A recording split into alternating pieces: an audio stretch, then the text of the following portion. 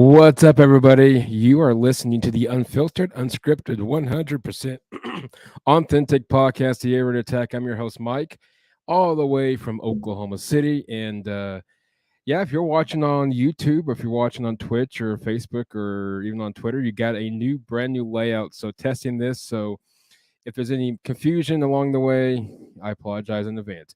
I got a fun show for you. We're going to take the Red River Rivalry and go podcast version on this thing. I have a honor of having Laci, who is not only she's alumni of Texas, but also a Texas fan, the host of the Laced Up podcast, upcoming podcast. I highly recommend to give it a listen. Should be joining on here shortly. Friendly reminder: any comments, feel free, respectfully, of course, send them our way, and we'll get them answered throughout the show. But without further ado, let me introduce to you today's wonderful guest, all the way from Austin, Texas herself, Miss Laci, the host of the Laced Up podcast. Laci, how are you this evening? Hey, y'all. What's up? What's up? I'm happy to be here. Thank you so much for having me on. I really appreciate it. Well, my pleasure, and thank you for taking the time out of your schedule to coming on and talking some OU Texas football. You know, you're the first to do that, but there's a first for everything. But tell best rivalry in the nation. We got to represent. We got to represent right. Well, don't tell them Ohio State and Michigan. They may say otherwise, but come at me, bro. I got it. I got this. No, I'm with you on that one. Simply because there's not I know Georgia, Florida's rival is neutral site, but this one I think is a little more special. Simply because for the most part, you're about the halfway mark from here to Austin, is Dallas, and well, and it's also one of those environments that's truly split down the middle. Yep, it's a road game out on one end of the field, and it's a home game on the other end. So that's one thing that Sarks has continuously said about how special that rivalry is because just because of that aspect. No, I mean, and we already got a comment here in a second, so we'll get to that. But and I know where this is going, but no, I think it's one of the best rivalries, if not in my opinion, it's the best, because you got the neutral side, 50-yard line, half and half. I was there last year. That was my first OU Texas experience. Unfortunately, we laid a goose egg on that one, but the experience. That was your first one. Is that what you said? Yeah. Oh, so it's your fault. Technically, negative on that one. I had to make it your fault. Sorry. You could say that. I mean, that's perfectly fine. The people next that sat next to me was I think a woman and her husband. I guess it was her husband. I don't know. But she's like, "Can we at least get 2 points?" I'm like, "That's too much to ask for at this point." What? That's just too much to ask for. You're bad when somebody's asking, "Can we at least get 2 points?" Did you guys stay the entire game at least? I did. They actually left. Oof.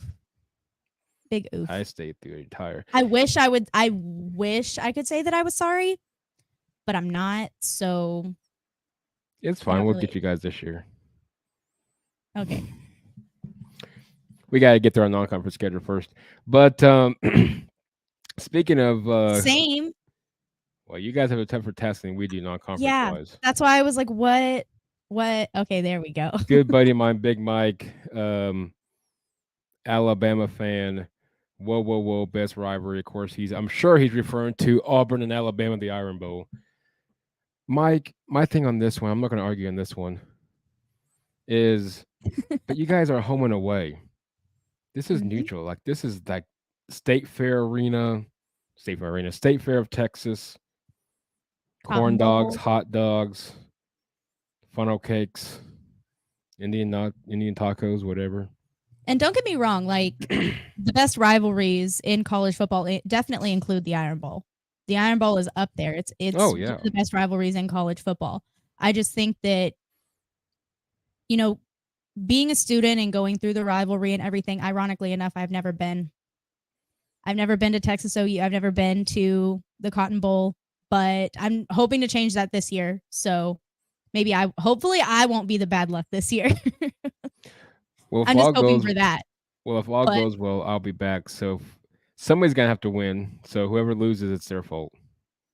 oh, nope. You said that at the wrong. You said that at the wrong time. I really messed that one up. Sorry. I was waiting for you to kind of point at yourself. I'm like, I'll make her feel a little good. You didn't do that on. Okay, let's not act like you did that on purpose. You didn't. That was a happy accident. Don't sit and try it. Don't flip the script now. Hey, talking about flipping the script is like saying, I saw somebody's comment a while back that we dropped 14 points. Well, we should have scored 14 points.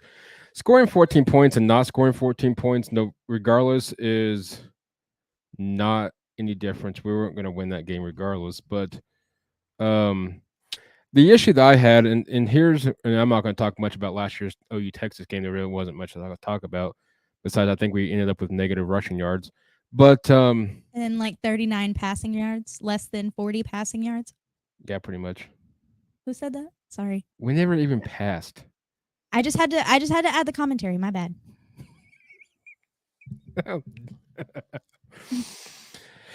However, I will say this though, Laci, it was a great experience.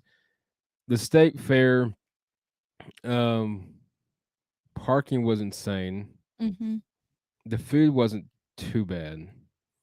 Did you actually try any real like state fair foods though? Like any of the dope fried shit? Like I went one year and they had fried, what was it? They had like a fried turkey dinner, like a fried Thanksgiving dinner or something like that. I know like fried butter is a typical thing there. They fry everything. No, but I saw a lot of electric vehicles in the car show. What did that have to? That had nothing to do with the. To answer your question, that's no, but I did see a lot of electric cars. Congratulations. That was the most electrifying thing you saw there. That's about as close as we got to the end zone. I can guarantee you that one. Was a lot of electric cars and a lot of expensive cars that none of us that was in that building could afford. Your pretty little horsies just sat there bored. I felt bad for Boomer Sooner. Darn. I think they ran.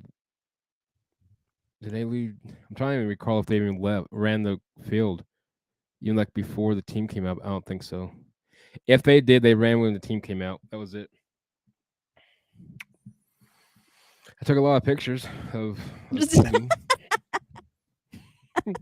That's all I got. I really got nothing from last year.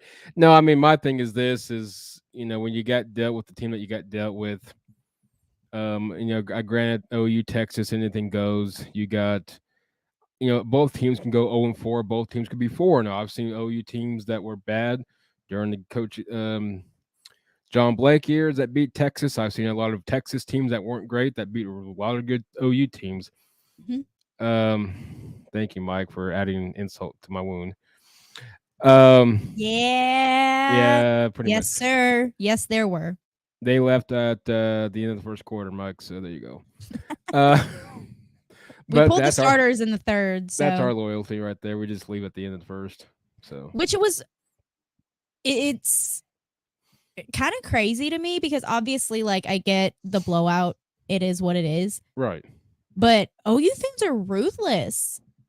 Mm-hmm. Are ruthless. So like it was kind of wild to me that y'all bowed out so quickly. And then on top of that, like even I remember the week leading up to the game, it seemed like hate week seemed so silent. Last year, y'all had just suffered those back-to-back horrible losses against TCU and K-State. And so all of hate week, we're sitting here talking shit, like trying to get y'all hyped up, it was like crickets. You had one or two people saying something, but overall there was nothing. No, y'all ruined the rivalry last year. No, Lincoln Riley ruined the rivalry last year. I will say this, even though I don't believe in the what ifs, because the what ifs can either get you really depressed or really excited for something that you may or may not ever happen. Had Lincoln Riley and none of that took place, I still believe OU would have been in the playoff team. Caleb Williams is a beast. I don't care if he's at USC. That kid still play. You guys love you guys some Caleb Williams though. That's why we like what he did to y'all. That's why I've heard through the grapevine. Well, weren't y'all were going back and forth between him and Spencer Rattler? Yeah, because Rattler was struggling against you guys in 21, and Caleb Williams is the one that Caleb Williams came in and saved the day. Let's not put the daddy shirt on. I will say the funny thing about that is I was in Kansas at the time. I was bartending.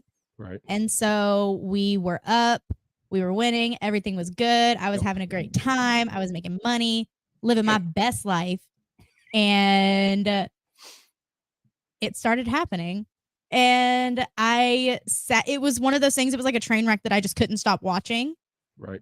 It was one of those that I was sitting there watching it and I was like, there's no way that this is about to happen. And mind you, I have a bar full of guests that are sitting here like, there's no way. Right. Like, they're sitting here heckling me too, because I'm the only freaking Texas fan in the damn joint. Well, of course. You're like, duh. So everybody's sitting here like peeping me and everything, like sitting here staring at me like, oh, what's going on? And I'm sitting here pissed. I'm pissed because I'm like, what the fuck is going on? Yeah. What is going on? My manager ended up having to I went to the restroom and she pulled me out after I went to the restroom and was like, stop watching the fucking game or your drinks and shut up. And I was like, fine. I was like, fine, I'll act like it's not even on. And so whenever the game finished and everything, everybody was laughing and I was just sitting here pitching ice, pissed off. Did you at least make better tips after the game? Maybe people felt bad for you. No, they made fun of me. They made fun of me the whole game. Well, not the whole game, obviously, but the first half you guys were pretty good. Rip. But anyway, let's talk about 22. I like talking about 22 better. I like 21 better. Yeah, and 2020 I think was pretty cool too. Yeah. The quadruple overtime. No, I mean, last year, I'll be honest with you, and we move on, is going into the game, I didn't really expect Oklahoma to win. I didn't think we would, lay a goose egg, but I didn't expect them to win. It's not so much, well, you're not a true fan. Well, let's be a realist here. I mean, the team wasn't that great. You got stuck with what you got stuck with. I kind of feel bad for Brent Venables, but you got stuck with what you got stuck with. Once Dylan Gabriel was out and couldn't play due to concussion protocol, I knew it's okay, well, this is crap. Well, just hopefully be competitive, but yeah, well, anyway. Well, and my thing with that is a lot of the excuse that as Texas fans, whenever we're talking shit, a lot of the excuse that we get is, oh, y'all were playing a tight end at quarterback. Y'all were playing this at quarterback, blah, blah, blah, blah. Two things. One, Brent Venables had the same amount of time that week to prepare that Sark did. They had the same amount of time. They had the same amount of hours to sit and prepare for that. Right. There were other capable quarterbacks in that room. And that's the best thing that you chose to field. I don't have any sympathy for that. I just that sounds rude, and especially I'm probably gonna get a lot of shit for that. But and I think another thing is that a lot of OU fans, whenever Lincoln left and Brent Venables was hired, kind of spread the narrative of, oh, we don't reload, we don't rebuild, we reload. We're not going to skip a step, we're not going to miss a step, nothing's ever going to happen, blah blah blah blah blah. Where OU basically making it seem like y'all are invincible and nothing bad could ever happen to y'all. I beg to fucking differ. I will say this, and I took some slack on sometime last year when we hired back in December when we hired Brent Venables. I like Brent. I still think this year I do believe it's make or break year for him. But here's the deal that I think with him is I still would have went with Dan Lanning. I still would have went with Dan Lanning from out of Georgia, simply because here's the deal. Yeah, I get at that point Lincoln practically stole the Ferrari and he ran around with it and he gave you guys a hand me down with what team he got left. Okay, fair enough. Everybody's butt hurt literally that Monday of because he left on a Sunday morning. That Monday of across the A Sunday morning. You made it sound so like well, sad hear and me out. poetic. Well, yeah, because it was Sunday morning, about 3 or 4 in the morning. He leaves for the airport. So everybody's sleeping. Everybody's nobody's expecting him to leave. After the OSU game, then Sunday morning, 3 or 4 in the morning, my phone It was a blows up. crisp Sunday morning. It's a cold, crisp, rainy Sunday morning. Losing to our little brothers in Stillwater out of the Big 12 title race for the first time in almost 20 years, seems like. But, but Okay, I'm sorry. That no, was awesome. no, you're good. The coping. So sad. The PTSD is catching people now. It'd be like that. They hang around PTSD. I mean, we're still mad at KD around here. But anyway, let them go. So anyway, Sunday morning, everybody's all perfectly fine and dandy until about that 6:00 a.m. range when people like, oh my God, Lincoln Riley left. And there he goes with Alex Grinch and off to the wind, off in the wind, fly. Staff practically, and they fly away. And then Monday, all across Oklahoma on the what is that the southeast side of the stadium, traitor, and then across the guy with the sunflower seed statue, traitor. I'm like, well, at least we spelled traitor right. At least I gotta give us props on that. But that was a problem. That was a struggle for y'all. Some people you'd be surprised there, Laci. You'd be surprised. Anyway, so. my thing is this. I get Brent Venables is a well-known coach here, obviously. I'm a little surprised he came back simply because, in my opinion, he got screwed out the first time. But referring to when Mike got fired at Arizona, I just would have went with Dan Lanning because he knows the SEC. And that's the thing. You guys are going to the SEC.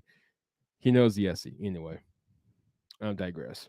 Well, and that's one of the reasons. Oh, that was one of the reasons why I'm as excited about Sark as I am, is because he's coached in the SEC. He's coached under Saban. He's been in that system. He's been in that realm, so he knows what to expect. He knows what it takes.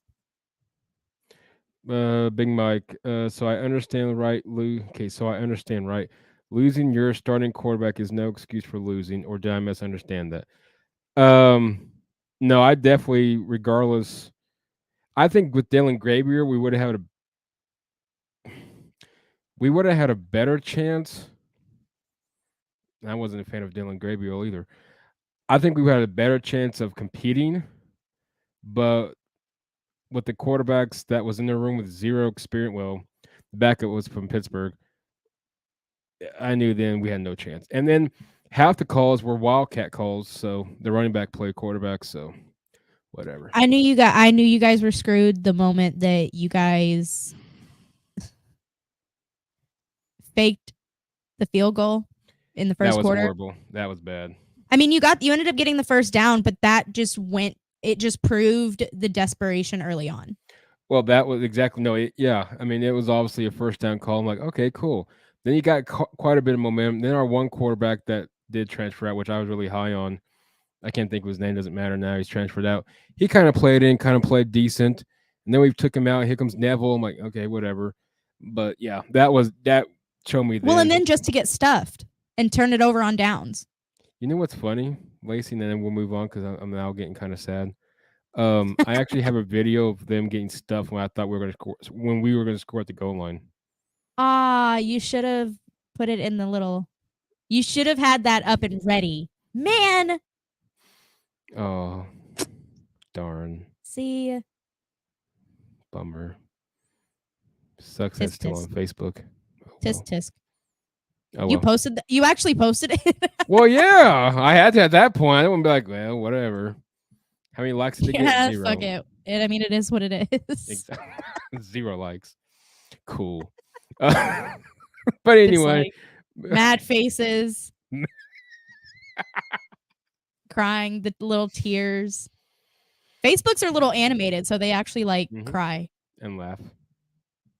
I would have laughed at mine if I would have just done it. Oh well, it is what it is. Previewing for you the the Texas Longhorns. Did you guys win your bowl game? I don't think so. Did you? No, we did not. Neither did we. Texas preview. What are you expecting this year when it comes to Kirk Sarskeys and your wonderful, talented Texas Longhorns without Bijan Robinson, by the way? So, I mean, Bijan's the only starter we lost. Bijan's the only starter that we lost. And then we're returning every single other starter on the offense. And add that question to your team preview, by the way. Oh, I'm stoked to be able to come to Tuscaloosa. Sorry, that took me a second to read. No, you're good. But I'm stoked about coming to Tuscaloosa. I think that it was a better game than a lot of people gave us credit for last year. Going into the Alabama game, there were even some Texas fans that I was even having to check saying, oh no, we're going to get blasted. Right. What was it? A 3 touchdown margin? The 3 touchdown margin ain't enough. Making it seem like we're just going to absolutely get demolished. And that did not happen. A lot of people would even argue, myself included, that we outplayed Alabama from start to finish. Outside of Bryce Young being Bryce Young and Heisman quarterback for a reason. Right. Coming through and being clutch whenever he needed to be clutch. Outside of that, we competed or excelled in every other facet. So I think that us going into Tuscaloosa, knowing that we can compete is huge for us. It's tough to beat Alabama at home. It's really tough to beat Alabama at home. Going into Bryant-Denny and winning is not easy. But I think that if any Texas team can do it, it's this one. So here's a question. I'm going to add to that while I look up the one that I was promised I was going to get. I'm sorry, guys. I got to switch back and forth to Twitter profiles here. If you guys go to Texas, if you guys go to Tuscaloosa, and let's say, okay, here we go. First on Joe Pa, Jordan Patterson, the host of the Joe Pat on the Bets podcast. If Texas wins again with a similar, if Texas wins, so if Texas wins, but this one is the same as last year, similar score to last year, where does each team fit in the SEC power rankings, even though we're not in the SEC this year yet? So if we go in and win, or if we go in a close loss, yeah. So I'm gonna kind of go with the same narrative that I went last year. This is a very much measuring stick type of game for both teams, if we're being completely honest, not just Texas. There are some questions regarding Alabama right now as well. So I think the difference with this is that last year there was a big question mark around Texas. There wasn't on Alabama at the time. I think going into this season, Alabama has the question marks, whereas we have can they actually put it together on the field? Right. We have it on paper. On paper, I do think that Texas has the better roster. Scour me for that if you want to. No, I would agree especially the quarterback position. I think you guys beat Bama on that one. I think the quarterback position, I think we have them at receiver. I think, we have them in multiple different facets. We have them in multiple different positions. I think that, like I said, it's a measuring stick game for both teams. I think that it's not going to make or break Texas season, because if you really look at our entire schedule, we have Bama week 2, but going back to, Texas and OU leaving to the SEC, I think Texas got the tougher last Big 12 schedule, whereas I think Texas got the easier SEC schedule, where I think OU got the easier last Big 12 schedule and has the harder schedule going into the SEC. I will definitely say, I hope my computer doesn't burn. That's not good to hear. No, it's yeah. Let's see here. We play, you guys play Rice in Wyoming. That's cool. Baylor, Kansas, I think is. You guys can't beat Kansas if your life depends. I don't know what's up with that lately. What does that even? Okay, hold on. Why? Houston. That's BYU. So crazy. Okay, hold on. No, I'm not trying to argue here. So I'm trying to make sure I understood. So you say that OU has the toughest, the easiest Big 12, and you guys get the toughest, and then vice versa, the SEC? I didn't say easiest and toughest. I said easier and tougher. So I think because Texas, the 2023 season, Texas plays what, five or six of the top teams in the entire conference. OU doesn't play any of them outside of Texas. And y'all play TCU, right? Yeah, we play them a day after Thanksgiving. So you got Texas and TCU, I think. Who else? Like, you don't have K-State. No, and that's probably a good thing because K-State's had y'all's number the past however many years. Kansas State really has had both of our numbers. False. Kansas State hasn't beaten Texas in 6 years. Are you sure about that one? Look it up. No, I don't want to look it up. Where's my computer? Kansas, no, we play Kansas State Iowa has not State. Beat Texas in like the past 6 years. Fine, I'm gonna give you your props if you're on this one, because then that means you legit Texas fan. No,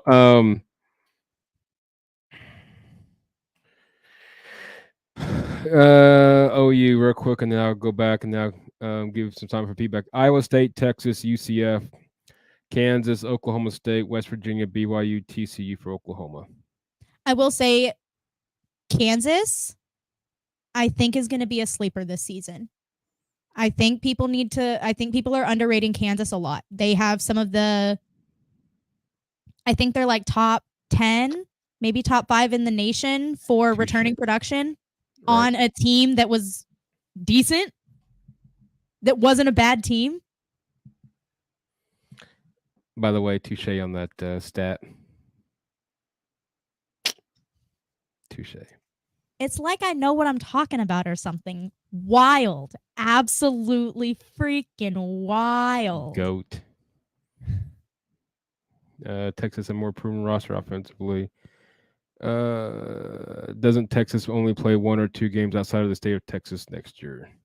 Mm-hmm. Yeah, because the Big 12 wanted to add quite a bit of Texas teams and go for it. Now, I will say this. I think that you guys do.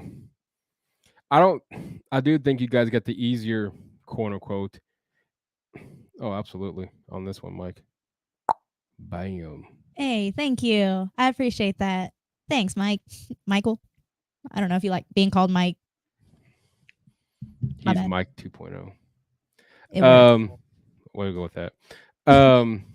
But no, I do say that I think Texas's SEC schedule is a little bit less tougher, because the SEC is going to be tough regardless. But I think that you guys definitely got. I definitely think we got the easier draw. Oh, absolutely. I agree.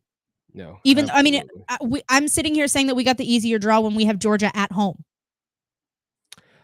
Do we know why Oklahoma did not get Georgia? Simply because, and you guys did, because is it because that you guys have Bama last year and this year? Is it? Do we know by chance? Y'all were supposed to have. We were Georgia. Supposed to play Georgia this year. Mm-hmm. Yeah, Why did that not happen? I don't know. I think a lot of people, Mike, if you're still watching, because I know you're an SEC guy, if you happen to know, please let us know. I'm kind of curious. I really don't know why that was not scheduled.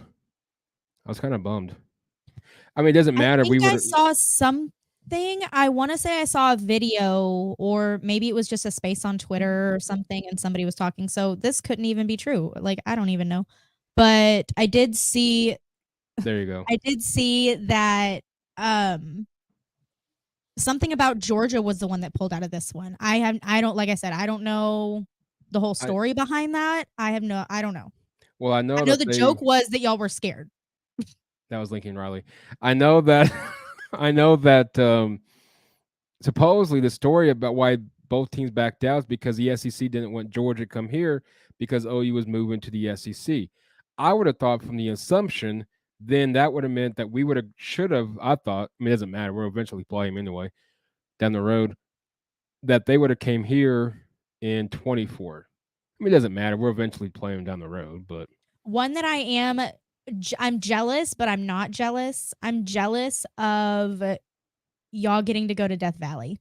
Oh, I wanted to go to that's on my bucket list. Mm-hmm. I want to go to a night game at Death Valley so bad. Like so bad. Oh. I hope and pray I end up at that game. I want it to be a night game too, by the way. That'd be cool. Oh yeah, absolutely. It has to be. I sure hope so. I just hope it's not an 11 a.m. kickoff game. OU preview. Been there, done that. We have so many of it. That's why we're leaving. Texas Alabama was at 11 a.m.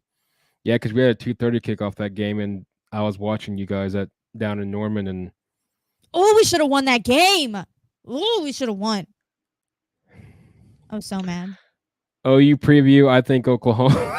I think Oklahoma, it's a quarterback situation. I mean, Dylan Gabriel's got to stay healthy, first of all. The receiving core is going to be an issue. I like our young bucks that's going to come up, but losing Marvin Mims is going to be a tough one to replace. Austin Stogner, which I thought he lost a lot of eligibility, but apparently not. He's coming back to Oklahoma from South Carolina, even though he transferred OU to South Carolina back to Oklahoma. I think that's going to be a great addition after losing Brendan Willis in the tight end position. Defense, I think, is going to be a little bit more improving. They get more depth. That Brent Venables mentioned in Big 12 Media Day, simply because that was our weakness, especially in that fourth quarter. I think Oklahoma's running backs are nice. You just don't know who's going to start. And they could rotate them in and out, and they could rotate them, however they please. Offensive line should be fine. I think Oklahoma, non-conference, they don't play nobody. SMU, Arkansas State, Tulsa, no big deal. They should go to Texas unbeaten. I don't see them losing the game. Cincinnati on the road as to start off Big 12 play is going to be interesting, simply because that's Cincinnati's first Big 12 game. So that could get interesting. And special shout out to my boy D'Artagnan Tinsley. I'm not trying to knock you guys, but hope to see you play out there in Cincy this year. Iowa State before Texas. So again, I don't expect Oklahoma to lose a game. Knock on wood. Before Texas, I think that should help them out with some momentum. We'll see. But should I think they're better than 6 and 7 from last year? Absolutely. But we'll see. I think the bad is Dylan Gabriel goes down, and you're right back where you were a year ago. But Jackson Arnold is a player. So that's my quick preview.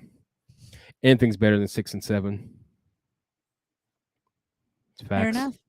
Fair enough. The SEC for Oklahoma and Texas both. I'll let you go first. How well do you think Texas is going to fare once they get comfortable and into the SEC?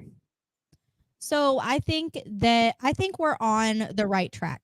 I think that Sark has proven that he can build a football program. He's proven it at Washington by taking an 0-12 team. I think he won 5 the next season, 7 after that, and continuously built it up until he ended up leaving and going to USC.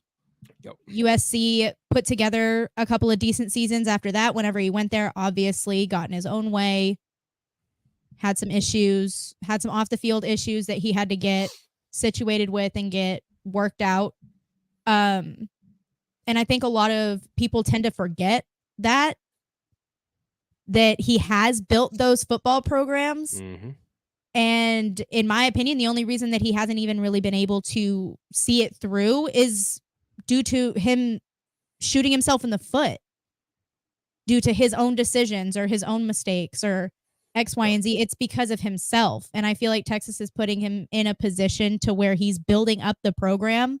But one thing he consistently talks about is keeping himself where his feet are, not looking ahead at what's going to happen next in the SEC in 2024, not looking ahead and being right where we're at. One thing that a lot of our players posted, I think Stark posted it too, whenever our SEC schedule was released, a lot of our players, and like I said, I think Sark did it too, a lot of our players tweeted out our 2023 schedule to basically sit and say, like, we still have a whole year. We still have a whole year before we have to focus on that. So yes, that's cool. That's exciting, but we're trying to be where our feet are. And that shows a culture change that we haven't seen at Texas in a hot minute. I liked Charlie's culture and the way that he built up the program. Tom Herman just shit that down the friggin' drain, toilet, wherever. Like, just completely ruined all of that. And that's what Sark had to come into in 2021. So I think that he's built the program up. I think the timing is working out so well for him. I think that having 3 years before going into and being able to establish your program, being able to establish your roster, your style of play, your coaching staff, like your team, being able to assemble your entire program, having the time to assemble your entire program has been beneficial. And I think that that's actually going to end up benefiting them and being able to where he can put it on the field. He can actually, everybody always talks about how he's never had a 10-win season. 1, doesn't mean it can't happen. 2, this is one of the most talented rosters arguably that he's ever had as a head coach. So why can't it happen?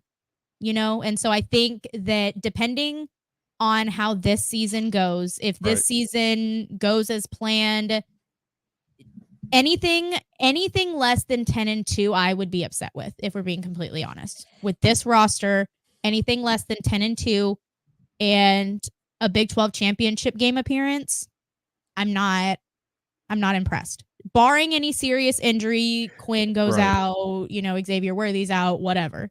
Barring any serious injuries like that, if we're all ready to go and we're all healthy and we're all good, there's no excuses. None. I will touch on Tom Herman, though. I'm not going to spend much time because, but I really, and hear me out. He got stuck with a bad trade, though, because if you look back prior to Charlie, before Tom Herman, you had Charlie Strong, which was a complete disaster from day one. But really, Mac Brown, obviously, my opinion, one of the great coaches, even though Bob had his number numerous times, but not even just the OU Texas thing.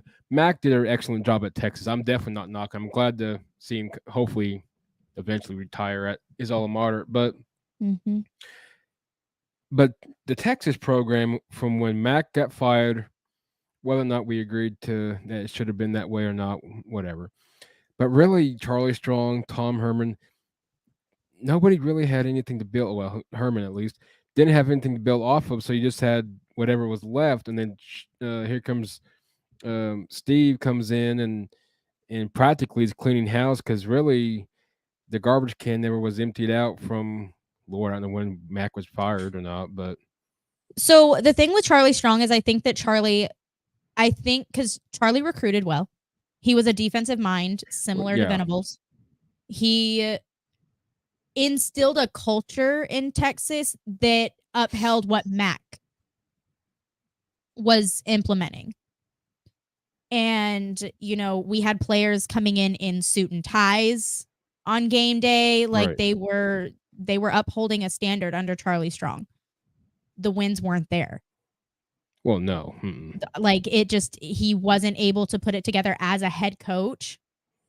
Great defensive coordinator, one of those guys that not 100% sure on how good of a head coach he actually can be. Great defensive guy. Well, of course, absolutely. but just like I said, just wasn't able to ever put it together on the field. I think that had they given him a few more years, he would have been able to put it together. That's just my opinion. I think that the coaching carousel for Texas has been a huge part of our problem because you had Charlie Strong, who had a carousel of coaches throughout his entire staff the entire time. Tom Herman, pretty much the same thing. You know, and now we're going into year 3 under Sark, and he has had consistency on his coaching staff from day one. Outside of bringing in Chris Jackson, you know, we had Brennan Marion go to UNLV, who was our wide receivers coach. Bringing in Chris Jackson, NFL coach, NFL developer Chris Jackson from Jacksonville, bringing him in as a developmental piece because development has been a problem under Texas. Under Charlie Strong, under Tom Herman, no, that was our biggest problem. Talent hasn't been our problem. It's been development. It's been culture. That has been 2 of our biggest problems. And Sark has, from day one, rebuilt everything from the ground up. And so I feel like that's why a lot of us feel as confident as we do in Sark, is because we, even though a lot of people make fun of us for being like, oh, you went 8-5 last year. Yeah, but we went 5-7 the year before.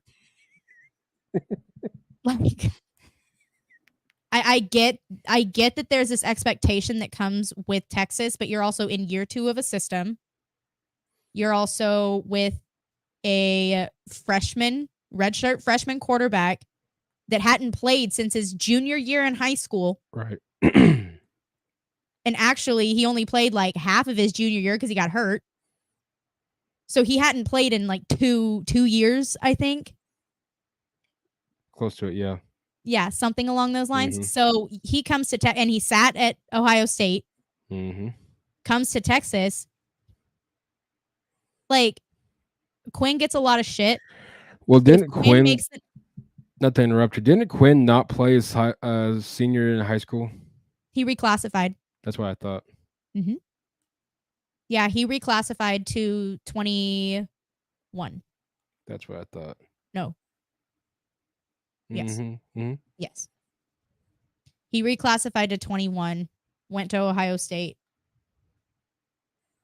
and then came to Texas, and now is. I think that if Quinn makes the necessary strides, if he makes the same strides that Hudson Card did under Sark in a year, I'll be happy. And if Quinn is, because I know there's a lot of people talking Heisman contention and everything like that. There's talks with Xavier Worthy in Heisman contention. If either of those guys are in Heisman contention, we're doing good things. Like, if either of those guys are in Heisman talk, we're winning the Big 12. Like, possibly with a playoff spot. Like, here's a quick question. Oklahoma.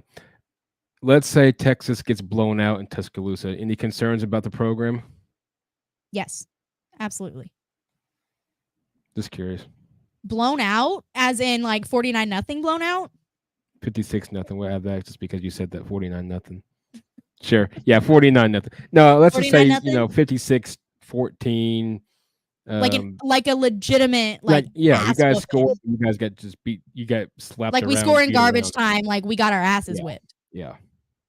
Yeah, I'd be very concerned because first off, we're in year 3 of the system with our quarterback that is generational. Like, this generational talent, right? A very rare, perfect 5-star out of high school. Like, supposed to be the second coming of Jesus. Why are we getting blown out like that? Like, why? I don't.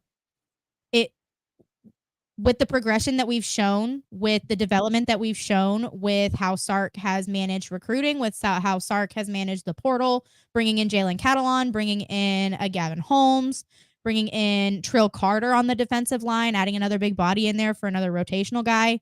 Like, bringing in those guys is big for us. And Sark is managing all of that in the way that we need him to. So it makes no sense for us to go in there and get blown out.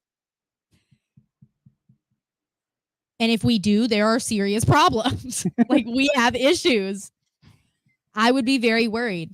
Like, I would be very, very nervous because we should at least be competitive. Well, no, absolutely. No, we were competitive last season, so there's zero excuse. And we've only gotten better since last season, even with losing a Bijan Robinson and a Roschon Johnson. And that's crazy to say. Mm-hmm. That's crazy to say that our offense could be better than last year with Bijan Robinson. I will say that I'm glad Bijan's gone. Real quick, go into the comments as we head down the stretch. Big Mike, so he's referring back to Oklahoma, Georgia, I believe.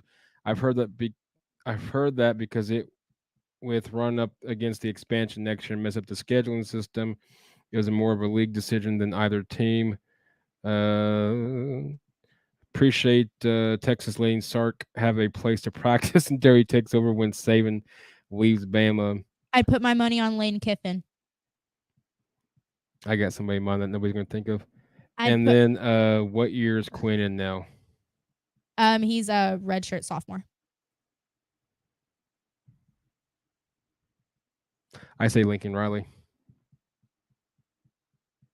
That would be some tea. Mm-hmm. That would be some piping hot tea. No, and here's why. I think he bounced. I mean, obviously the money in LA is nice. $13.5 million. Who wouldn't bounce from 6.5 down in Norman?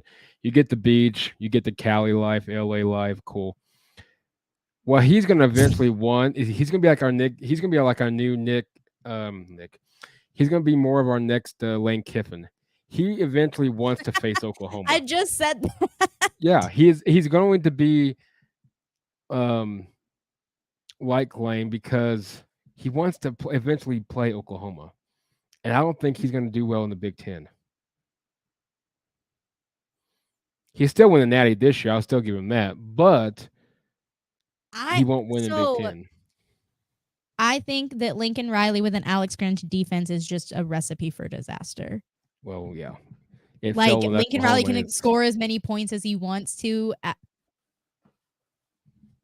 Well, yeah. I mean, he's like Mike Leach. I like Mike Leach, but his early years in Texas, absolutely.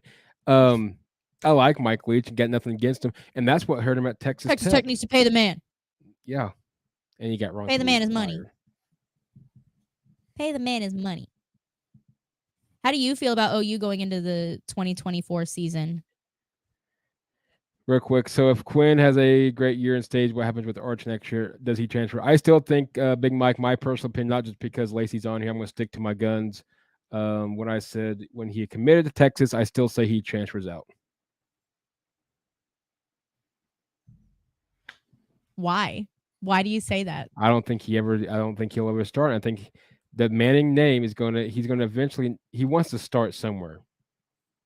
I think that's the thing, though, is that it goes back to the conversation that we were having before we even went live, right, and the fact that he's a kid. Well, no, I'm not arguing that. They treated his entire recruiting process as he was just a normal high school kid. Sark went on the Pivot podcast and even said, like, I didn't talk to Peyton or Eli. I talked to Cooper. I talked to his mom. I talked to Arch. Like, those are the people that I talked to. I didn't talk to Archie or Peyton or Eli. Like, I didn't talk to those guys. They made it very clear that this was a family decision. And I think the thing with our quarterback room is every single one of our quarterbacks has faith in Sark. Sark has managed a quarterback room like that before. Sark has built his quarterback rooms to be in that kind of manner where it's literally next man up is a superstar too. Because he had the room with Mac Jones, Tua, and Jalen. Like, he's managed quarterback rooms like that before. And both Malik and Arch have made it very clear that they're okay with the development. So, completely honest, I don't know how that's going to work. I don't I think obviously best case scenario would be Quinn balls out this year, goes to the draft. Malik balls out next year, goes to the draft. Arch comes in as a junior, a redshirt junior, and balls out. Like that's, and then you got Trey Owens right after that and KJ Laci in 25. So like Sark is stacking this room. It's not like, well, sorry. Did you just have an earthquake? I kicked the stand that my no, you're good. I kicked the stand that it's on. No, that was so cool. Like all of a sudden, your face kind of like that. I know, it just started like moving. Sorry about that. My bad. You're good. So, but that's what I'm getting at. So if he continues to stack the QB room, is Arch even going to be able? I mean, do you think Arch is? Yeah, he's. Now I agree. I'm with you on that. He's still a young kid. That's where wish people would kind of leave these young bucks alone for a while. But the thing is, do you think he's going to want to sit out? Literally, I don't expect him to start anyway this year, so it doesn't really matter. Next year, and then hope he gets started in 20. What would that be? 25. Yeah. I think. My thing is, I think a lot of people give him more Manning credit than he gives himself. Right. Like, I think a lot of people see it as he's a fucking Manning. Well, of course. Like, duh. Yeah. He's a freaking prodigy in one of the most famous and decorated families in all of sports. Well, yeah. Like, it's even it's still even crazy to me as a Texas fan that we even have a Manning. Like that still hasn't fully processed in my head. Right. So that in and of itself is still weird. But like I said, I think that us as fans of the sport in general really kind of I don't want to say over fantasize. That sounded really weird. But we kind of over sensationalize the Manning name. Right. Whereas they seem to just be trusting the process. As of right now, I can't sit and say, like, in the future, things might change. You know, we don't know how the quarterback room is going to look in a year. Well, no. So a lot of things can change in that time span. But as of right now, it seems as if both Malik and Arch are ready to develop and ready to compete for the starting spot next season. I don't know what that means for whoever doesn't win the starting spot. Right. But that's going to be a hell of a quarterback competition. Well, especially I'm sorry, that's a good problem for us to have. Well, no, that's what you want to have, because if you don't have that, then a little you got some concerns in the QB room then. Especially that's been another one of Texas's problems is our quarterback room has been a mess. Our quarterback room has been a hot ass mess. Until Sark, in my opinion. There are a few better coaches to learn other than Sark. I want to kind of expand a little bit on that, because I think the reason that is a thing is because he is such a sponge from other coaches. I feel like Sark in a lot of the growth that he has done has become very humble. And I know I'm probably going to get a lot of shit for that, but I say that because that's why you bring in a Gary Patterson. That's why you bring in a Joe DeCamillis and a Paul Christ. That's why you bring in a Tashard Choice. These names in there. Anyways. He transferred. That's why you bring in these guys, though, is because they all have stuff to offer. They all have things to offer that you may not know. And being able to bring in all of these high-profile guys that have their specific specialties, that know what the fuck they're doing, and know that they can all be looking at the same X's and O's and see 10 different freaking things. Well, a million different freaking things. So, like, I feel like throughout this entire process, he has really become a sponge from the people around him. And so it makes him want to teach what he's learned from other people as well. Mm-hmm. So I feel like he takes pride in being that type of guy, like in being a teacher in that aspect. Like he's ultimately modeling himself after Saban. Well, of course, yeah. Like obviously who doesn't want to do that, but if you're really looking at all of the coaches that have been under him, he's the one that, in my opinion, seems to model his style the most. In the way that he builds programs, in the way that he talks to the media, the way that he allows the media in and out. Like that was one thing that I noticed when he got here was with Tom Herman. It seemed like he needed media training himself. Well, I'm with you on that. There are some things that you don't do, and one's flipping the bird. I don't, regardless if that was a fun and game. I knew when he did that, I'm like, yeah, he's gonna eventually get that pink slip. Yeah, like it's not. Herman did a lot of things. Mm-hmm. Herman did a lot of things, and it really set us back a hot minute. But I think looking forward to the 2023 season is really exciting for us, and we all have a reason to be excited.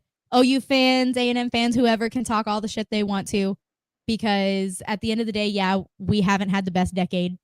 We haven't. We've been shit. It hasn't been great. We've had flashes of decency, but we're ready to get back. We're ready to get consistent with being who we are, being Texas again. Because if we're being completely honest, and this goes for OU too, because of the way that our rivalry is, college football is just better when Texas and OU are good. Well, no, I'm going to add to that. No, I agree with you. I'm going to add to that. I know we're over than what we were talked about, but college football is better when Notre Dame's good, when Miami's good, when USC is good, when Oklahoma's good. Yeah, your blue bloods, your blue collars, your Texas, your Oklahomas, your Nebraskas, even though Nebraska hasn't been good since they fired Frank Solich.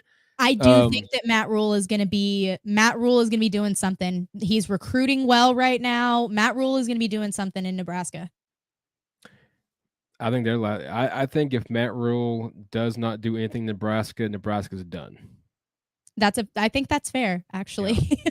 No, I think Matt Rule is a great fit for Nebraska, mm-hmm. and I think that if anybody can bring it back, especially with his Texas ties, because that was Nebraska's problem in the first place, is they stopped recruiting Texas.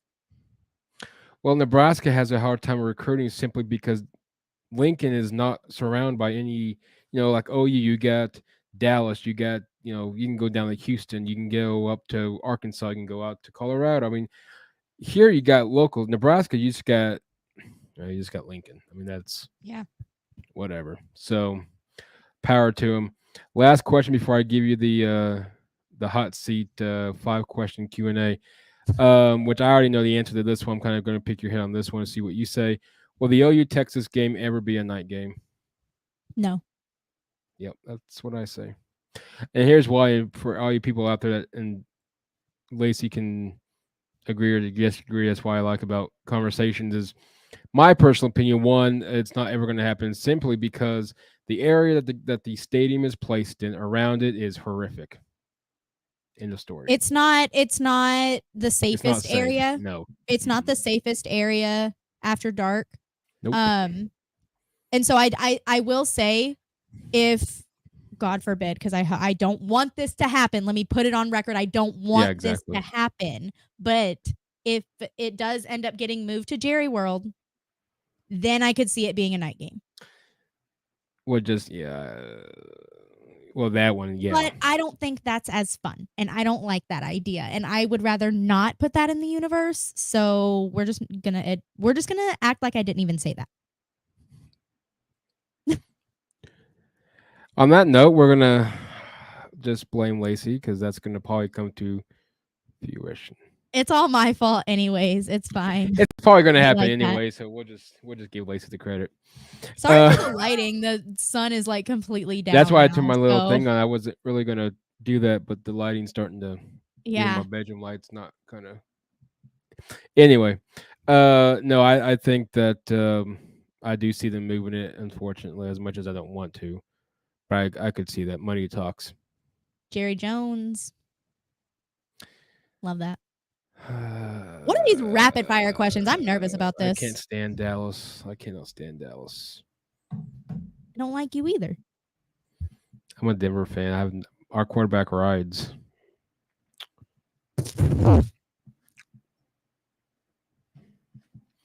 That's all I got for you on that one. That's I just and Mike, I'm gonna have to disagree on that one. I do think Texas wins the Big 12. I disagree. Wait, hold up. Why are you I disagreeing? disagree. I don't think Why? Texas. Okay. This is a real discussion. What? No, Like, I know. like legitimately, why? Because they're not back. They still have to. They have to get past that. We're backstage. To me personally, they're still not back. We have to. They gotta go. Have to be back before Yes, we you win the have Big to 12. finally win it to say. How Yes. are you back You have before you to, win anything? Because you have to win it. If you don't win it, you're not back still. First off, the only people that say that we're back are like national media heads. Real Texas fans have not believed that Texas is back Well, in what's any his name capacity. said it a few years back. In any capacity. Wait, what? What was the quarterback's name? I can't think Sam of it. Ellinger, and he made a little oopsie, okay? Not He made a oopsie poopsie, okay? He made it known on national television. No, he said a bad word is what he did. He said a bad word. Anyway, the point of the matter is win the Big 12, you guys are back. Okay, well that's not what For I'm 1 year. No. That's not my question though. Why do you not think that Texas is going to win the Big 12? Because they're going to trip down the line. They still can't beat Kansas, which I don't understand why. I don't know what you mean by that. We beat them 55-14 last season. So anyway, yeah, exactly. 55-14 last season. What do you mean? Okay, you have to beat. Okay, hear me out here. One, the real test is Alabama. That will make or break their Big 12, and here's why. They haven't beat Oklahoma. They haven't beat Oklahoma back-to-back years in quite a while. That's the next thing. Okay. Can they beat Oklahoma back-to-back seasons? That hasn't happened. I'm not going to look it up, but I'm sure mid. But you're basing things on history, not actually Kansas what State, the team looks like. I still think it's a team to beat. Simply because he's got that program right on the right track. I think Kansas State's going to be a front runner in the Big 12 this season, yeah. And then we'll see what Sonny Dykes can do at TCU. He's lost a lot of people. A lot of people. I'm excited to see what TCU is going to do just because of how many people they've lost. And I can't think of the guy at Texas Tech, but McGuire. I've gotten into it with a lot of Tech fans over the past. They're obnoxious, but like month. Yeah, they're out in the middle of nowhere. There was like 4 people there was this one lady that like responded or something and was like, right. I don't care for her. And I was like, cool. Thanks, lady. Yeah. Okay. Like, yeah. Well, that really hurts. I do really have them playing for the Big 12. I don't have them winning it. No, I think Kansas State wins it, but Oklahoma can get there. The schedule matches up for them, but they got to show a lot still. So you think, okay, do you think that Oklahoma has a better chance of getting there than Texas does? Negative. That's what I thought. I was about to. Well, I wouldn't say that because because I mean, why would I say that? Because your guys' quarterback room beats ours. Mm-hmm.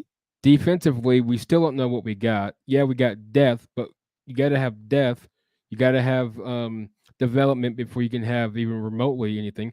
The receiving core is still the biggest question because you lose Marvin Mims to the draft, and that's fine. I mean, that happens, but you got to have the next man up, whether that's Farouk, whether that's our young bucks that's coming in.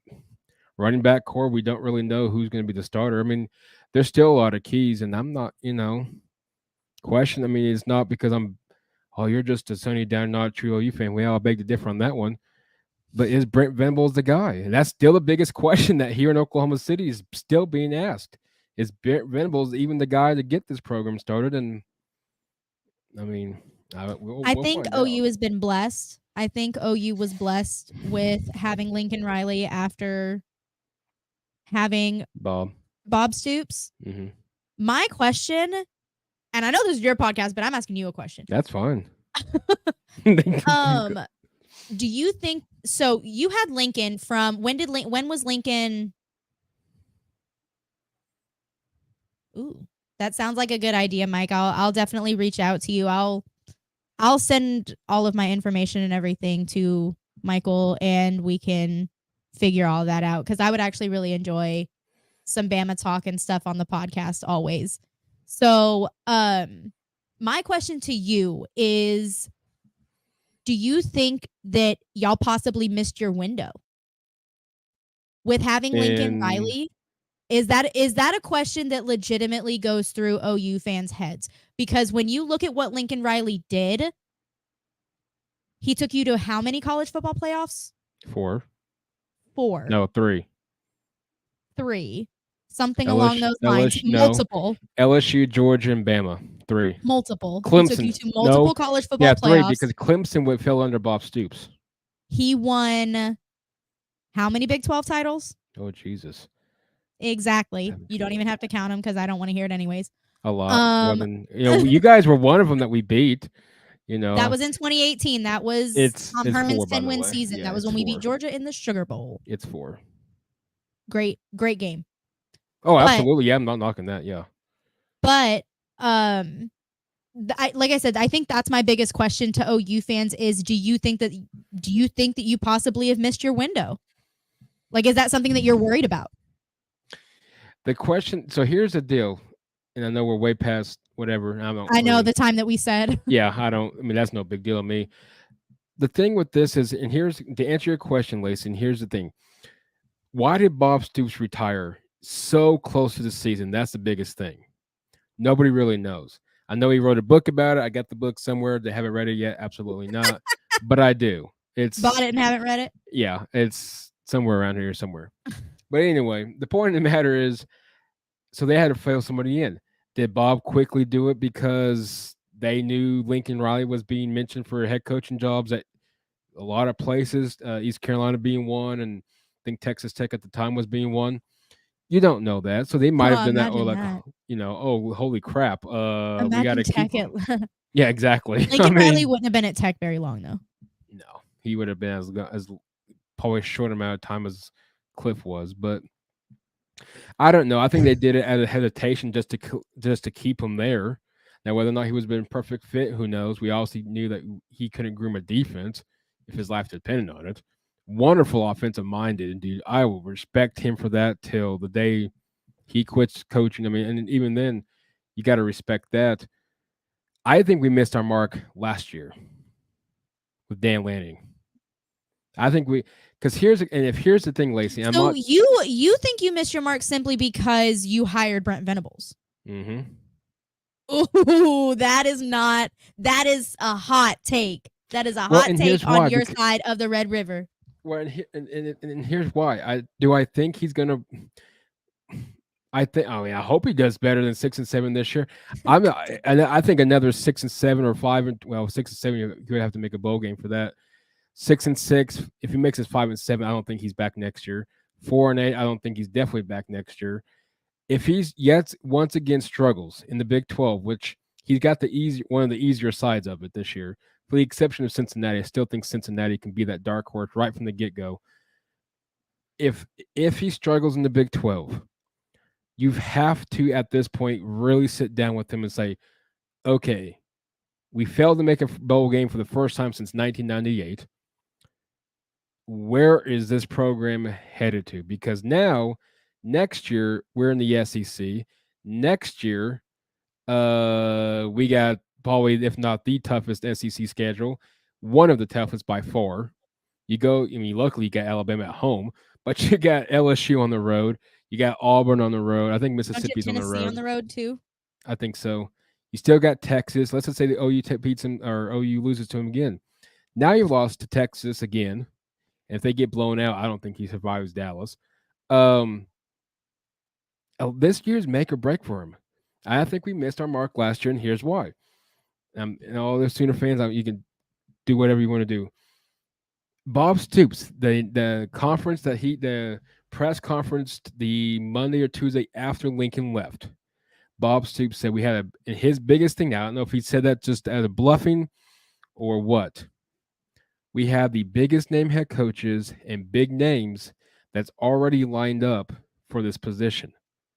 Okay. If that's the case, what first of all, who were they?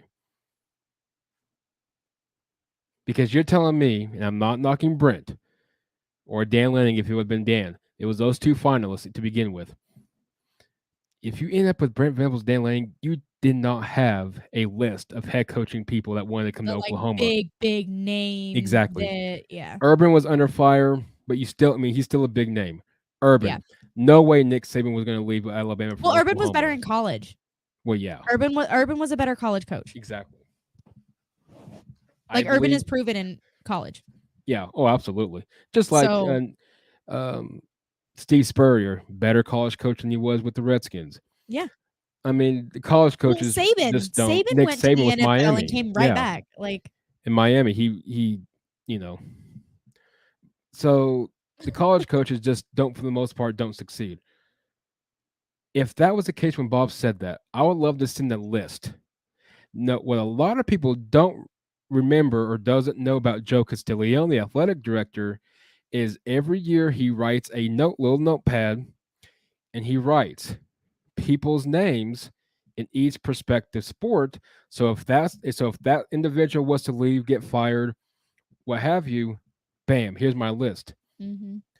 That tells me there wasn't no list, and Brent was your guy all along. I'm just saying, yeah, it's a hot take, absolutely.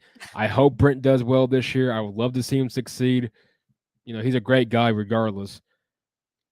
But this is Oklahoma football, just like Texas. You know what he just be blowing and going. Hey, some people ride the limelight. I mean, he just be blowing and. One thing I know, I don't want to face him in a MMA fight or whatever. I bet that dude would. I mean, I'm not knocking him. I don't want to face him in a hot dog eating contest. What do you mean? Like, that's what I don't want to face him in. No, I think we missed our mark last year. I don't think we missed it with Lincoln. I think we missed it last year. I think if we were actually serious about the head coaching position, and I'm just going to hope and assume that there was a list. I don't really know. I don't think there was. I think Brent was a guy all along. I think that y'all are a year behind us. And I think when I say that, I mean in like you literally hired a brand new head coach a year after we did.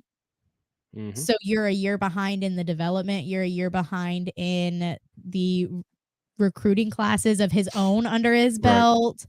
You're still in the transitional period of culture, of scheme, of Riley guys versus Venables guys versus transfer portal, you know, and he's never been a head coach before. You know, this is his second season as a head coach ever. Yep. So I think a lot of OU fans' problem, in my opinion, is y'all set these expectations because of what you got from Lincoln Riley. You set these expectations for Venables that when you really look at everything is not realistic. Well, last year in itself, and that's why I went on Coach I's show, the Fanatic Sports, which I'll be back on this upcoming Monday to do OU's 23 preview. That should be interesting. I'm doing a 23 preview coming up too. So yeah, we're both going to be having some fun with those. Yeah, that was interesting. But he got a lot of comments on his side of the thing talking about this guy, this, that, and something else. I'm sorry, I'm not going to sit here and be an OU fan that says, "Oh, Brent Venables, oh yeah, here we go again, 12-0." No, come on now, that was unrealistic. Did I think we're going to be 6-6 heading into a bowl game? No. Did you think you wouldn't score a point versus your biggest rival? At least we beat Oklahoma State. So I mean, at the end of the year, you know, we can pat ourselves on the shoulder, I guess. You won Bedlam. Congratulations. Whoopee! For the 92nd time. No, I hope Brent I mean, I don't know. I hope he does well this year. Still a lot of concern on that team. Quarterback being the biggest one, receiving, and we'll see. Jeff Lebby. I mean, I really do believe it's make or break, though. I don't think you can go into the SEC maybe having a, you went losing season last year, first since '98. You can't afford another one. So you would rather go in with a brand new head coach? If you're gonna go, well, it depends on, like, are we talking like brand new, never had been a head coach before? Well, I mean, they did it already, so sure. Let's just say that they go ahead and try their luck a second time on hiring a head coach that ain't never been a damn head coach before. I wouldn't go that route. No. I would go. I would really, honestly, Laci, and I know I'm speaking really into non-existent because it's probably not going to happen regardless. If Brent has another year like last year, one, you've got to really consider, because you're headed into the SEC. You can't afford to have back-to-back losing seasons or a losing season with the mediocre season. You just can't, because now you got too many red flags. I wouldn't. I mean, I know, and Mike, if you're on here, feel free to answer or comment what I'm about to say. And I'll say it right here on July 20th at 9:04 p.m. Central on a Thursday. I wouldn't, if I'm OU, Joe Castiglione, I'm opening up the checkbook and I'm bringing Lane Kiffin. Okay. Oh, here we go. This one's for you. Yeah, I don't know. I don't know, but anyway, we'll see how the season plays out first. I think it's funny that in regards to the Texas comment, I think in regards to how he said it, you chose Kansas State, a team that has not beat us in 6 years, and Iowa State, who we still own. Like, I don't really understand whenever he's like, oh, they would rather lose to Kansas State and Iowa State or they would rather lose to Alabama and Florida than Iowa State, Kansas State and Iowa State. Yeah. Those are the teams that you chose? And here, well, I'll back you up, Mike. I'm going to back Laci on this one. The commissioner, I don't know his name now. The Big 12 can't keep a commissioner if their life depended on it. Yeah, I don't know. I don't know his name. Commissioner Bowlesby. Brett Yormark. Something like that. Oh. Bowlesby, he ruined the Big 12. He had so many opportunities to expand it. He ruined it. That's why Texas and Oklahoma is leaving. I'll back on this one, Mike. I'll back Laci up. The commissioner, for him to sit here and he wants to act like, well, OU wasn't professional, Texas wasn't professional, this, that, and something else. My thing on that is, then you be the high end, you ride off in the sunset with your little high horse and just act cool. His little, I don't know if you caught that or not, Laci, but when he made the comments, well, they weren't in the championship game, neither of them, in the last few years. Okay. Whoa, wow, 2 or 3 years. I think it was 2 years. I was about to say, if you look back historically, though, but if you look back the past 2000, few years, that was those have been the first championship games that haven't had Texas or Oklahoma in it in the past, like, 20-something years.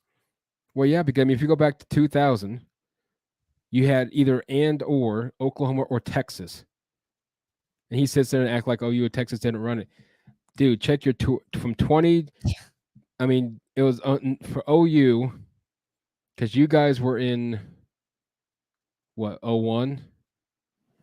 I know you guys were in our championship was 05. But Big 12 title appearances, weren't you guys in the Big 12? No, that was Nebraska and Colorado, I think. Who was in the Big 12 championship game in 01? Don't get me lying. I'm going to try. But no, for him to sit here and say that Oklahoma and Texas, well, it's been a few years since, because, and the reason why Oklahoma wasn't in 2021 is because your head coach realized he's about to leave for a job and he couldn't afford to miss another week, and he had to lose. So there you go. 1996, Texas was in it and won. 1999, Texas was in it. 2000, Oklahoma won. 2001 and was in it. 2001, Texas was in it but lost to Colorado. 2002, Oklahoma was in it and won. 2003, Oklahoma was in it but lost. 2004 was OU. 05 was Texas. 06 was OU. 07 was OU. 08 OU. 09 Texas. 2010 Oklahoma. Then they didn't have a Big 12 championship for the longest of years. Then they resumed it back up in 2017, which was OU. Then in 18 was both Oklahoma and Texas. 19 was Oklahoma. 20 was Oklahoma. And so, I mean, I'm sorry, Commissioner Big 12 guy. You're a moron for saying you're wrong. Like you're it's not even just like a matter of opinion. Like you're objectively wrong. OU and Texas carried the Big 12. That's all it is to it. Like anybody that says differently is just coping. Like, they're just mad. Anybody that genuinely thinks that the Big 12 is better off without Texas and OU is simply coping. Well, and simply have no idea. They're sitting here questioning who's going to be the next face of it. Nobody. Yeah. Who are going to be the front runners whenever Texas and OU leave? Kansas State? Well, the way things are going, I would say Kansas State. Like, that's what I'm at. Like, that's what I'm saying though, is like who is going to be the money makers for y'all, like Texas and OU were. Well, they want to bring in, these rinky-dink schools. Now, again, Bowlesby had their chance. He failed to expand it because, and Mike, I don't know if you're still watching or listening, when all of this commotion, when Missouri and when Nebraska and when Colorado and when Texas A&M all bounced out, they had the opportunities to bring in Clemson. They had the opportunities to bring in Florida State. They had opportunities to bring in Louisville. They had the opportunities to bring in, at the time, Arkansas, when Arkansas was really thinking about leaving the SEC. So, I mean, you've had all these opportunities, and no, we're going to keep it to 10. Well, you call the Big 12. No, we're going to keep it to 10. And more teams go to the conferences. Big 10's expanding. Big Pac-12's expanding. They get Utah.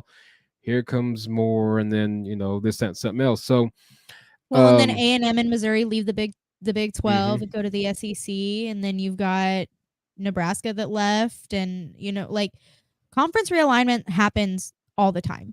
So I don't understand why. I genuinely don't understand where the hate is coming from with Texas and OU. Like, be prepared for the 23 season to be full of perfect games for the opposition. I will say this: I'm going to be at every home game just because I have season tickets for OU. I wish I can go to every road game because, and here's why, and it goes for Texas as well. I could see it for both. The road game for OU Texas, real quick, is going to be an absolute chaotic mess. So chaotic. I wish I could be there. At least, if anything, hopefully Cincinnati. But anyway. Well, and like I said, like we said earlier, Texas only leaves the state like once or twice. So there's that. Good job, Big 12. You scheduled that one too. Perfect. Well, but like I said, I think it ends up working out where like it trades off. Like we get the tougher Big 12 schedule, easier SEC. Y'all get the easier Big 12, tougher SEC. And who knows? Maybe it'd be Texas, Oklahoma, and it very well could. I mean, the schedule again lines up for Oklahoma perfect. They just got a lot of issues that they got to work out. Non-conference works out perfect, which doesn't play a factor in the SEC, but in the Big 12. But again, we'll see. I think Texas has all the pieces to be able to make it to the Big 12 championship game and win it. Whether or not they're able to put it on the field is a different story. And we'll be able to see that this season. I think that this Texas team is Sark's best opportunity to prove that he's not 7-win Sark. Big Mike, I think the reason they never got any schools added was because of UT and OU running the league on and off the field. Well, from what I read, there's one report that I read that all the athletic directors at the time, except for Joe Castillo, disapproved of Louisville coming to the Big 12, and that was what that was about. And then OU just got sick and tired of it, and whatever else down the road. But I'm glad OU in Texas is going to the SEC. Me too. I wish it was this year, but that's perfectly fine. I really thought it was going to be in the beginning. But I'm thankful it's not this year. I'm good with having another year in the Big 12, another year under Sark's belt. I'm okay with it. And honestly, as an OU fan, you should be too. Well, you should be more thankful of it than me. Well, in my Jackson humblest Arnold, of opinions. Jackson Arnold, who's going to be a phenomenal quarterback as long as he is what he says he is, which I think he is. Freshman. Is going to be a freshman. Welcome to the SEC. They're going to be a young team next ball, year. Baby, let's go. I'm ready for it. I'm so excited. I'm ready to see what Sark is able to field this season. And I think that if, like I said earlier on, we have no excuses. As a Texas fan, I'm sitting here saying there are zero excuses for us this season, barring any serious injuries or any wild Chris Beard type situations. Like, there's not any excuses. Zero. None. Zilch. Nada. Absolutely fucking none. I'm surprised though, before I ask you before we go on to the 5-question hot fire. We still never did that? I thought that's what we were doing. No, because we were, and then I think Mike somebody brought up. No, you asked me about Brent Venables. Sorry. I got us a little off topic. None taken on that one. I was gonna hopefully look real quick on your guys' SEC because that was part of the. I was gonna see what you guys is. There we go. Alrighty, you ready for your making sure nobody else left any comments? Good deal. For my rapid fire questions. For your rapid fire. Let's go. Nope. Mike says it's okay. You can blame him. Just don't cry, Mike. Next year, when just like I told Herb and Raj, shout out to them and the Herb and Raj podcast. You guys can't cry when OU beats you guys this next year, Norman. Shots fired. Anyway, we'll see. Good luck with that one. We'll see. Number one on the SEC on the 2024 schedule, I will throw in a non-conference trip to Ann Arbor to face the Michigan Wolverines next year. But besides that trip, Arkansas, Texas A&M, and Vanderbilt out of your road games next year and in SEC play. Out of the road games, which one would you love to attend? Is that even a question? No, but I'm scared. Is that a legitimate question? No. Any Texas fan that answers anything other than A&M is just wrong. You know somebody's gonna say no. Like, don't get me wrong. I would love to go to Nashville. I would love to go to Nashville for a game. That would be dope. But if I had to choose, I'm going to that A&M game.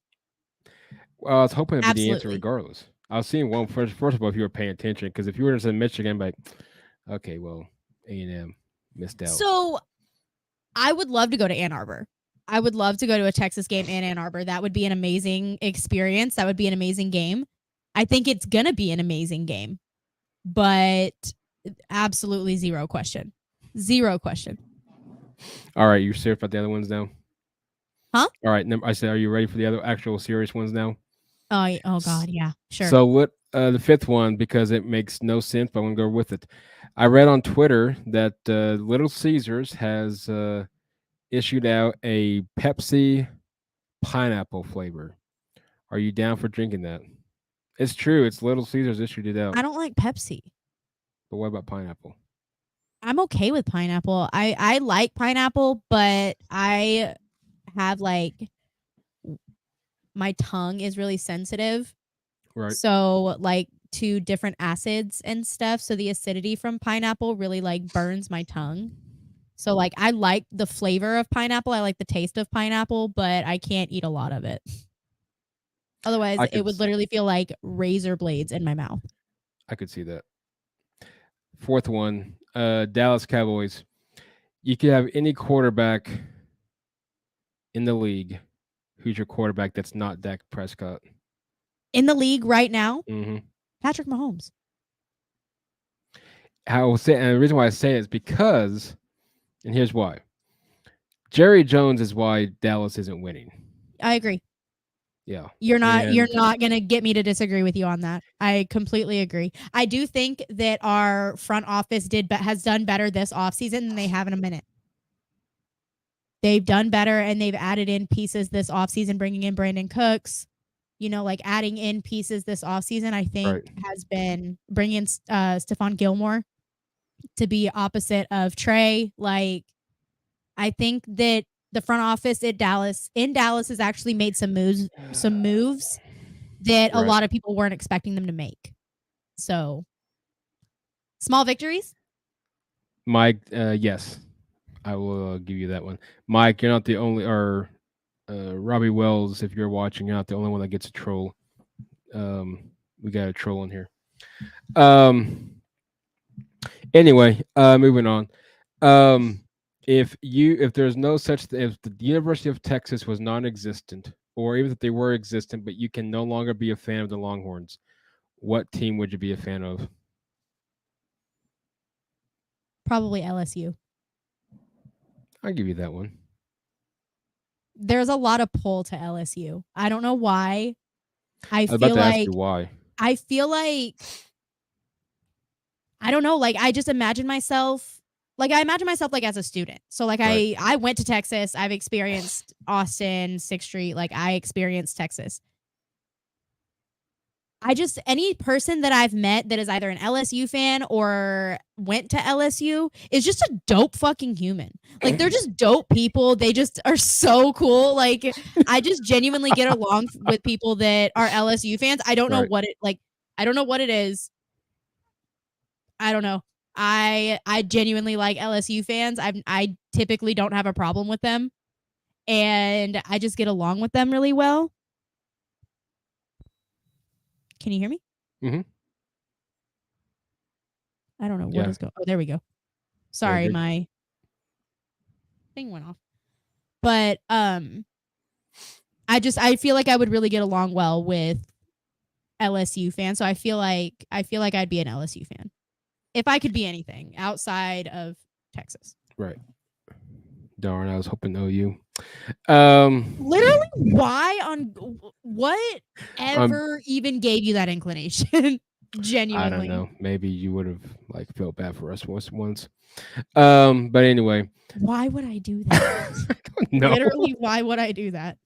Well, it's the same thing with Texas. I wouldn't, go join forces with them. So that's what I'm saying. Like, if you answer that question, would you be a Texas fan? No. Exactly. Not as much as I would be an Aggie fan or anybody else's fan. Ugh. But that's what I'm saying. If you could choose anybody that's not OU, who are you choosing? Michigan. Okay. I just like their fight song. That's about all I got for you. Okay. That's all I got. Yeah, that's all I got. Fair enough. If you could interview anybody, regardless in the country or in the world, on your podcast, who would it be?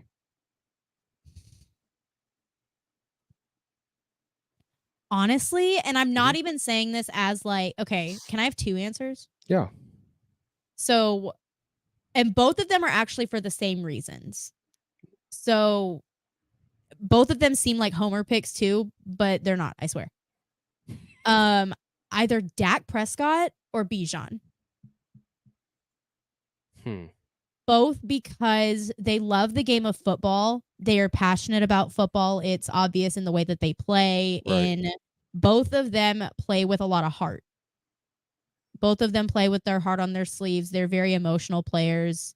And you can tell their passion in their play. And both of them seem to just be really good human beings, too. I know Dak Prescott just won the Walter Payton Man of the Year award.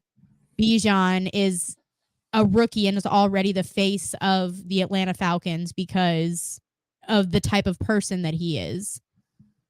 Ryan Clark was raving to Coach Sark on the Pivot podcast about Bijan and Roshan and how good of humans they are. So I feel like that's what I would want to do because I got my degree in sociology. So with Dak, I would want to bring him on and talk about mental health, talk about all of the things that he is implementing and all of the work that he is doing with his foundation in mental health and all the strides that he's making in that community. And, just stuff like that. I would want to be able to sit and have those deep conversations with people that understand. And I feel like they would be very interesting to talk to just because of how, like I said, just because I feel like they'd be really good human beings. I like that. I think Bijan would be perfectly fine, and I think he'll do well in the NFL. Mm-hmm. And last but not least, this one you may have to think on, and maybe not so much. Who knows? You have a author wants to write a book series about you. What would the book series be about? Oh my God. It would literally just be a book of chaos. Like it would be a bunch of it would be kind of like a Shel Silverstein book. Do you remember Shel Silverstein and how he wrote all of the little poems and everything? Mm-hmm. Though that would be the type, it'd have a lot of pictures. It would be really colorful. It would be a kid's book. So what you're telling me is a lot of pictures we can just skim through and be done with the book in about 10 minutes roughly. Context clues. Nice. It's all about inference. It's all about expanding your mind and making you think. That's what my book series would be about. Mind games. I'm down for it. I mean, hey, it's your book series. In a Shel Silverstein dialect or setting, the way that his books are set up. It's your book series. I'll let you have it. That's about as good as it's going to get. That's about as best as I'm going to. Here we go. Laci's pop-up boom series. Oh, pop-up book series. Yeah. I would love pop-up books. I would love for it to be a pop-up. 10 out of 10 would recommend. I really appreciate you having me on here, though. I really appreciate being able to come and sit and have this conversation, talk about both teams, really, and just kind of previewing how things are going, where things are looking. And I just really appreciate you allowing me to come on here and have this conversation. So thank you for that. I really appreciate it. No, I appreciate you taking the time and wanting to come on. And you are the first guest of this new pretty cool layout that was created within the last, 4 or 5 days. So, no, pretty cool. I'm glad to have you on, first Longhorn that was on here. And I guess I didn't give you too much of a heckle. No, it wasn't too bad. It wasn't too bad. I was probably meaner than you were. And I take pride in that, by the way. No, that's good. I'm glad. No, it draws attention to people. That's how you get your name out there. People don't realize that you got to be controversial, and sometimes you can't be talk nice. Some shit. I don't know where you are political realm, and I don't talk much politics. But I will say this, Laci, you are definitely not. You are more entertained than our current administration is while he eats an ice cream cone. I don't know what that means. I didn't either. Somebody told me to tell you that, so I don't know why. I don't know what that means. I don't either. So apparently you're more good? I don't know. I was just told to tell you that. Thank you. Wasn't for me, so I don't know what that means. So I appreciate it. I'm just gonna say you're better off than Joe Biden, is my guess.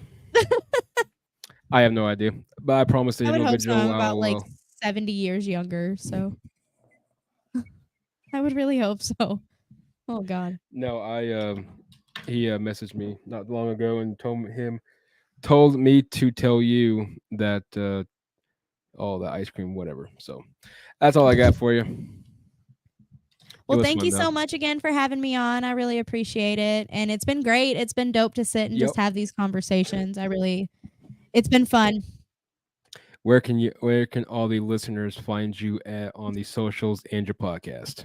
So all of my podcast stuff is going to be at Laced Up X Podcast. It's all going to be the same on Twitter, Instagram, YouTube. You can find us on Spotify and Apple Podcasts as well.